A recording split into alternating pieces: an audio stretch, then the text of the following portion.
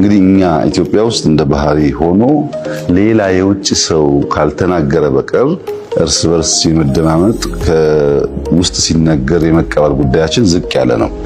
የዓለምን ሆነ የራሱ ጥናት የራሱ ምርምር ይፈልጋል። ግን አሁን የአዲስ አበባን ውብ መሆን መቼም የማይናገር ሰው ያለ አይመስለኝም። ከዚህ ቀደም መጥቶ ለኛ ያወራሉ። አሁን ግን ሁላችሁም ትሰሙታላችሁ ሶሻል ሚዲያውም ስላለ።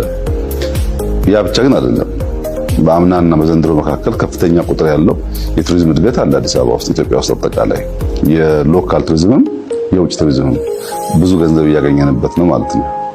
በድምሩ በኢኮኖሚ ኤሪያ ብቻ ኮሪደር ሲወሰድ አዲስ አበባን ሴንተር አድርጎ የጀመረው ኮሪደር ዴቨሎፕመንት የኢትዮጵያን የብልጽግና ማሳያ ምልክት ናት። አዲስ አበባ የብልጽግና ሲምቦል ናት። ማንም ሰው መጥቶ ከውጭ ሀገር አዲስ አበባን ብቻ ረግጦ ሌላ ነገራችንን ሳያይ የመመለስ ዕድሉ በጣም ከፍተኛ ነው።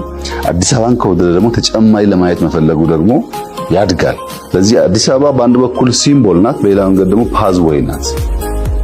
እሷን ያየና ያደነቀ እሷን ያየና የወደደ አርባ ምንጭ ልይ፣ ሐዋሳ ልይ፣ ባህር ዳር ልይልና ለተጨማሪ የብልጽግና ጉዞ መንገድ ታገለግላለች እና የመጀመሪያ ኢንትሪ ፖይንት ናት።